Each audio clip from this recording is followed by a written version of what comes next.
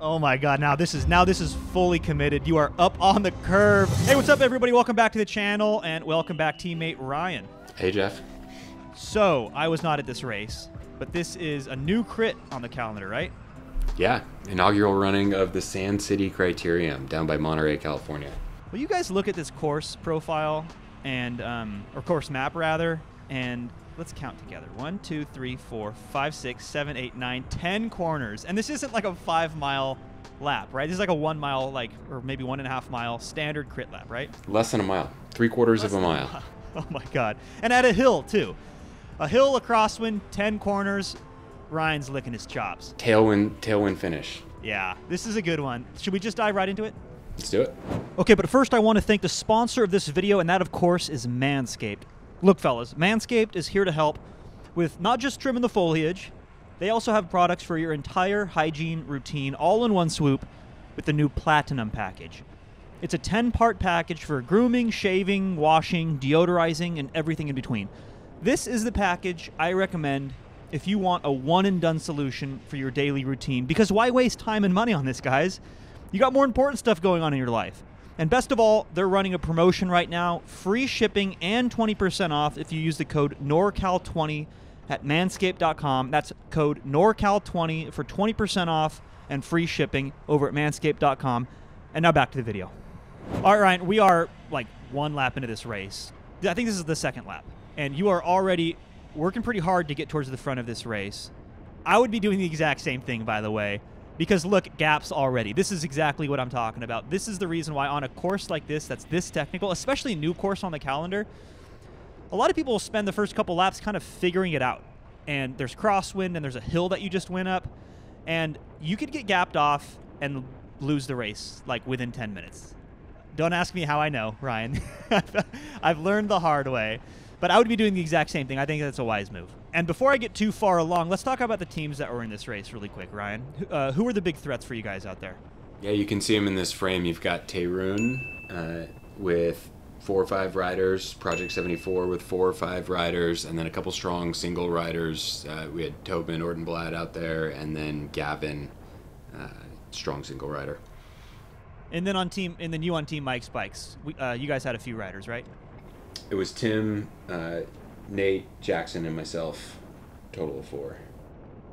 So you guys had your work cut out for you, because Project 74, don't forget, that's the team specialized factory team. They are coming off a hot win at the Giro de San Francisco. Super stoked to see Sam take that one down. But also want to see my teammates win. So you guys have your work cut out for you. Let's see if we can make it happen. But being up at the front has a certain amount of responsibility with it, especially if you don't have any teammates up here with you, right? That's right. You got to have eyes in the back of your head because any minute someone's going to come flying right by you and head up the road.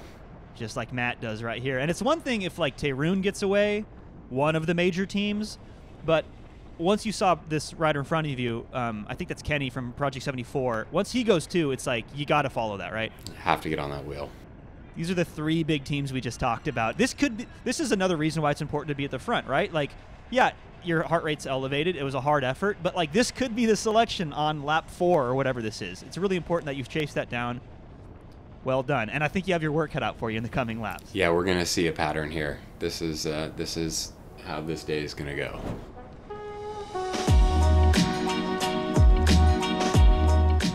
But you guys end up getting brought back, and what happens? Tobin immediately goes over the top. You decide to hold off on the chase effort right away. Why is that, Ryan? Well, it's a single rider with another single rider in tow without the major teams. I'm kind of thinking it's probably better if those single riders are out there getting tired while other teams are doing the chasing. And it's not like you shuffle all the way back. I mean, I saw once you noticed that Project 74 took up the chase, and then especially when Tayroon followed suit, you slotted right back in. You don't want to fall back too far for the reasons we already talked about. If you fall back on a technical crit like this with the wind to the hills and everything else, you might not see the front ever again. So you maintain the good position while keeping your nose out of the wind. Well done. But they're unable to bring it back, and now the gap up there is opening up. What's on your mind, Ryan? Well, this Tayroon rider tries to get across, and I'm thinking it might be a ride up to the break, but it's another rider attacking in front of me, and I'm positioned to follow. So it's always an opportunity you want to take when someone else is doing the work on the front, pulling us up to speed. that's a good wheel to be on. But just like before, this one doesn't make it across either.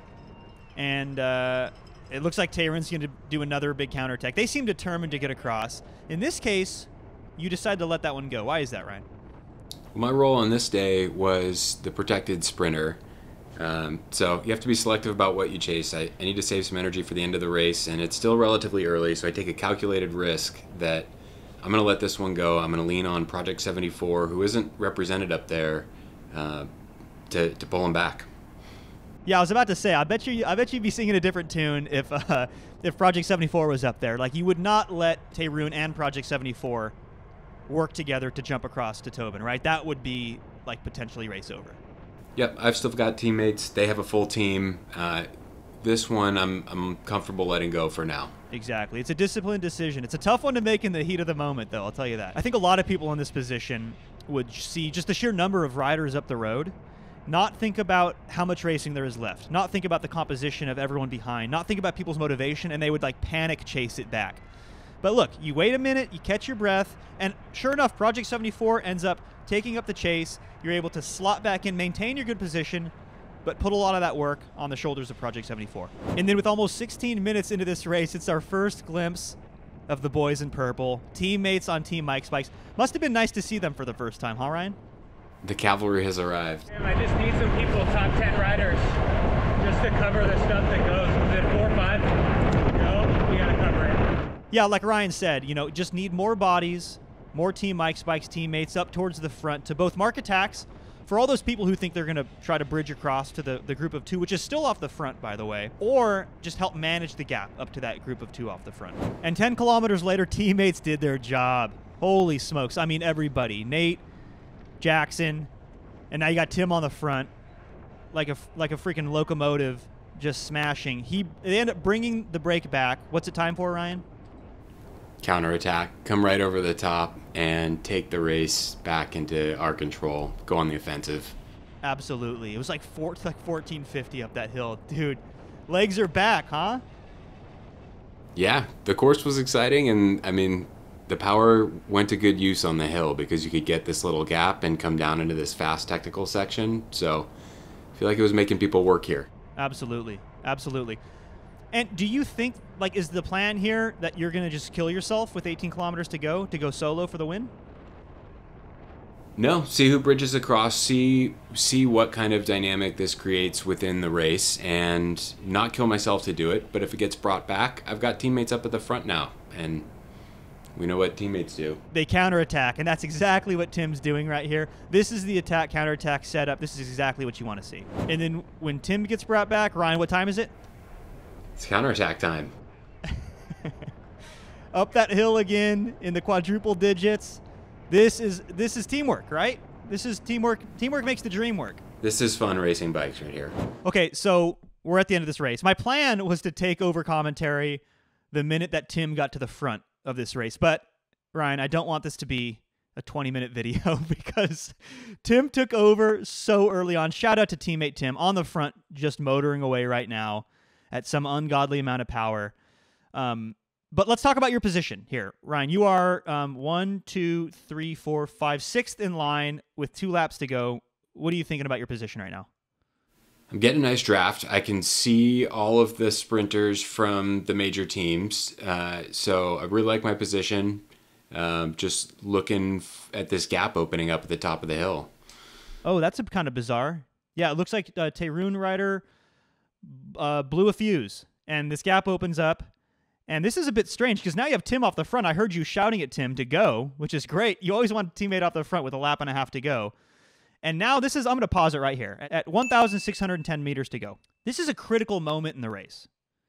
Now, what's going on in your head? Because you have teammate Tim off the front, but you have a Project 74 rider in hot pursuit.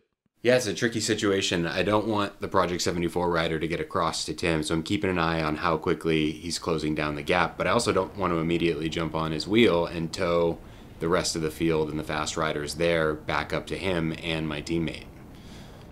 Yeah, again, I mean, this shows a lot of patience and discipline because I feel like I would be really tempted just to like turn it on full gas and jump across and panic and go, oh shit, oh shit, oh shit, I'm losing this race. But you wait, you're patient, and then look who comes to the rescue. This is Steve Rini, And this is the rest of the field who have an obligation to chase that back. Let's not forget, Ryan, you still have a teammate. There's still Tim up the road. So, yeah, you don't want Project 74 up there, like you said. But these other guys are really losing the race. At least you have Tim up there as a teammate, kind of as a saving grace. But you slot right back in, and now you're positioned so perfectly. We're coming through bell lap, 1 to go, and now you're just eyeballing the gap, right?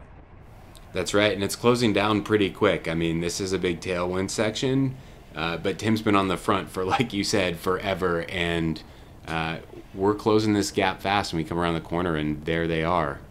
Caught. Now what? Now what do you do when they're caught? Oh, counterattack time, right? That's right. Time to go. Oh my God! Now this is fully committed. You are up on the curve, dude. I think that curb helped you a little bit. I think that was like banking. A little bit of a berm there, sure. The mountain biking is coming out of you, and I don't think people can appreciate the level of effort here, because I've been telling Ryan forever to turn auto leveling off on his GoPro, but these corners, take my word for it, are ripping. Now this is looking really fast to me, actually. A bit of a strange line choice here, but there's a decision here, shelter from the wind, right? That's right. It's a cross headwind from the right shoulder, so I didn't want to give any more draft than I could to someone trying to chase me down from behind. And now I can see your head in the GoPro. You are over the bars, and you are fully emptying the tank. Are you able to look back and figure out what your gap is at this point? No, it wasn't until I came around this corner that I was able to take a little peek under my arm and see that I had a big enough gap. Still had 1,000 watts after that effort. Post up, baby, for the win. Congrats, Ryan. Thanks, man. It was a fun one. What was the gap at the end? It was probably 5-6 bike lengths. Dude, full boss mode. And here's the thing. Like, I think that Project 74 could have brought you back, but it's the type of thing where it's a technical course. Your timing was so perfect. Your slingshot counterattack. They would have had to react immediately, like no hesitation, and they would have had to have, you know, 2 or 3 guys like fully committed to chase that back, because it's hard to make up ground on a technical course. So, well-deserved win. Ryan, great having you on as always. Thanks, Jeff.